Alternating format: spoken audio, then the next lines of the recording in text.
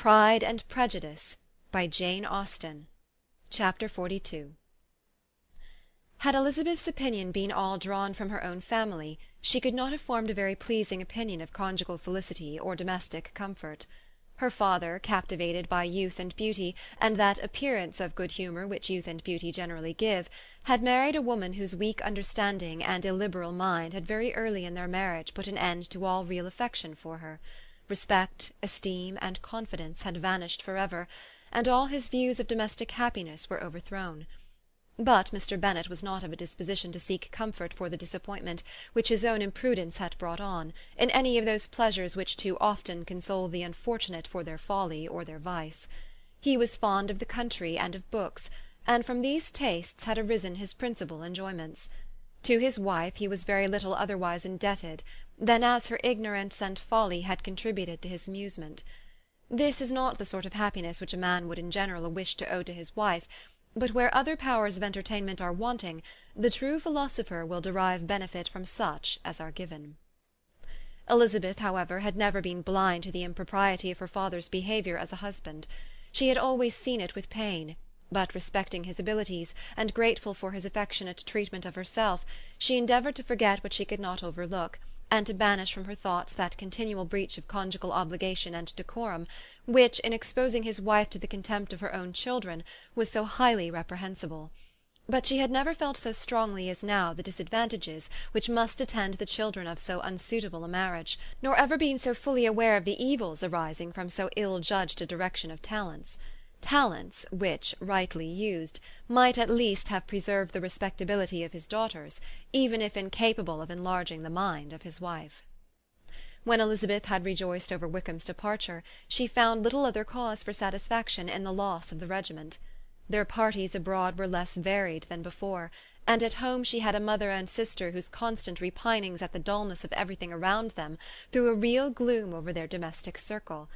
And though Kitty might in time regain her natural degree of sense, since the disturbers of her brain were removed, her other sister, from whose disposition greater evil might be apprehended, was likely to be hardened in all her folly and assurance by a situation of such double danger as a watering-place and a camp.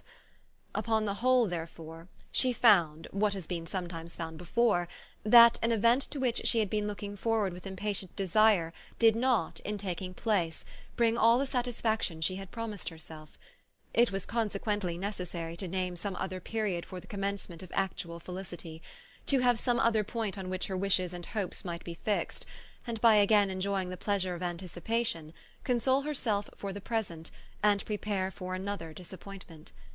Her tour to the Lakes was now the object of her happiest thoughts. It was the best consolation for all the uncomfortable hours which the discontentedness of her mother and Kitty made inevitable, and could she have included Jane in the scheme, every part of it would have been perfect.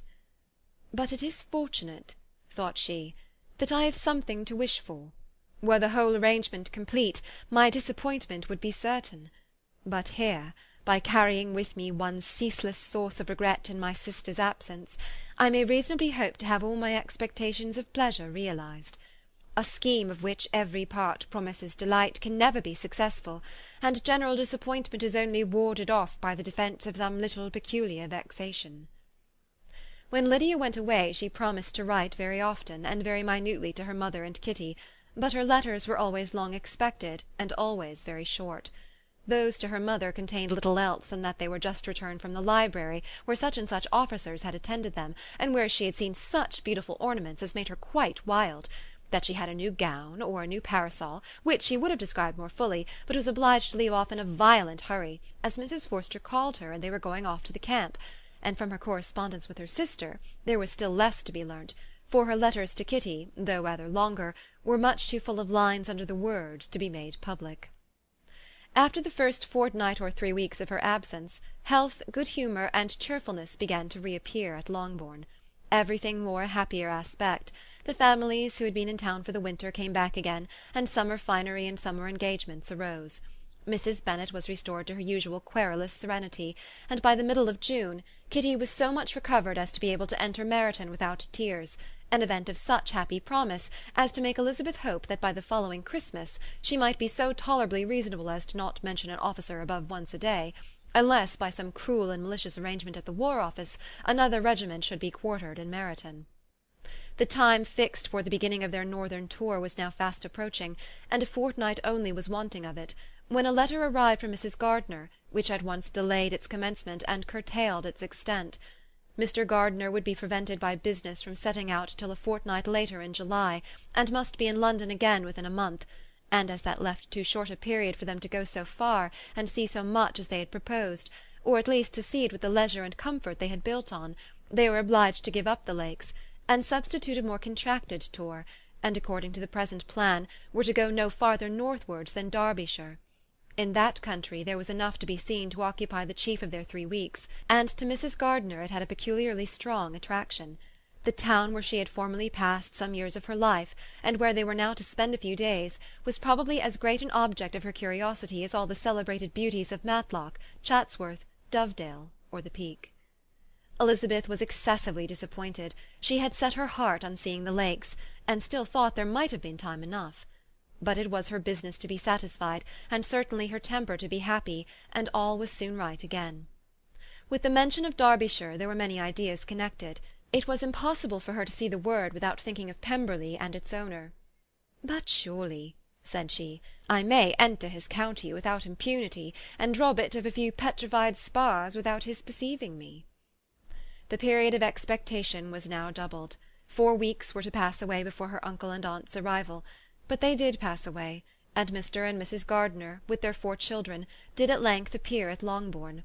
The children, 2 girls of 6 and 8 years old, and 2 younger boys, were to be left under the particular care of their cousin Jane, who was the general favourite, and whose steady sense and sweetness of temper exactly adapted her for attending to them in every way, teaching them, playing with them, and loving them. The Gardiners stayed only 1 night at Longbourn, and set off the next morning with Elizabeth in pursuit of novelty and amusement. One enjoyment was certain, that of suitableness of companions, a suitableness which comprehended health and temper to bear inconveniences, cheerfulness to enhance every pleasure, and affection and intelligence, which might supply it among themselves, if there were disappointments abroad. It is not the object of this work to give a description of Derbyshire, nor of any of the remarkable places through which their route thither lay. Oxford, Blenheim, Warwick, Kenilworth, Birmingham, etc., are sufficiently known. A small part of Derbyshire is all the present concern.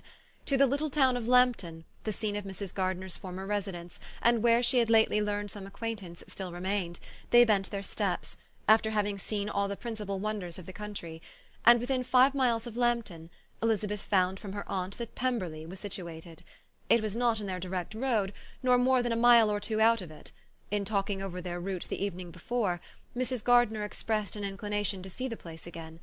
Mr. Gardiner declared his willingness, and Elizabeth was applied to for her approbation. "My love, should not you like to see a place of which you have heard so much?" said her aunt.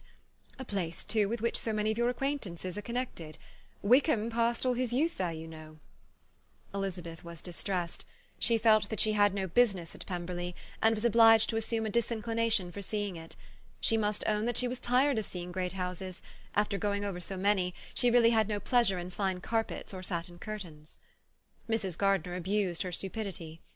"If it were merely a fine house richly furnished," said she, "I should not care about it myself, but the grounds are delightful. They have some of the finest woods in the country." Elizabeth said no more, but her mind could not acquiesce. The possibility of meeting Mr. Darcy, while viewing the place, instantly occurred. It would be dreadful. She blushed at the very idea, and thought it would be better to speak openly to her aunt than to run such a risk. But against this there were objections, and she finally resolved that it could be the last resource, if her private inquiries to the absence of the family were unfavourably answered. Accordingly, when she retired at night, she asked the chambermaid whether Pemberley were not a very fine place, what was the name of its proprietor, and, with no little alarm, whether the family were down for the summer. A most welcome negative followed the last question, and her alarms now being removed, she was at leisure to feel a great deal of curiosity to see the house herself, and when the subject was revived the next morning, and she was again applied to, could readily answer, and with a proper air of indifference, that she had not really any dislike to the scheme. To Pemberley, therefore, they were to go. Chapter 42